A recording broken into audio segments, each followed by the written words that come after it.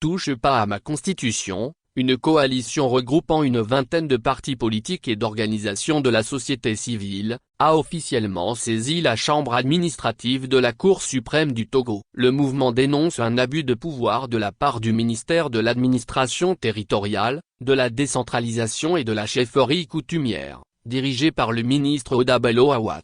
Dans un communiqué publié jeudi 21 novembre 2024, la cellule de communication du Front a révélé que la Ligue togolaise des droits de l'homme, et le TDAH, les démocrates et le Parti des Togolais ont déposé, le 18 novembre 2024, un recours pour contester l'interdiction, par le ministère, d'une journée de prière et de solidarité prévue à Sokodé le 20 septembre dernier.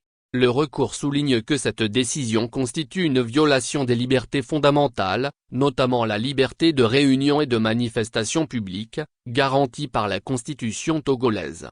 Le Front déplore que la journée de prière, destinée à soutenir moralement les détenus politiques et leurs familles, ait été annulée sans explication précise. L'événement prévoyait, entre autres, une distribution de kits scolaires aux enfants des détenus. Dans son recours, le Front reproche au ministère une absence de motivation claire de son interdiction, ce dernier ayant simplement invoqué des arguments généraux relatifs à la tranquillité publique.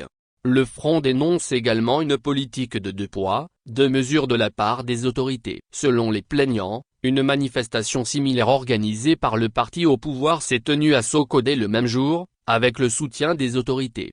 Une précédente manifestation pacifique du Front, organisée le 16 septembre 2024 à Lomé, s'est déroulée sans aucun incident. Malgré cela, le ministère a choisi d'interdire celle prévue à Sokodé, tout en autorisant une activité du parti au pouvoir dans la même ville, s'insurge la coalition dans son communiqué.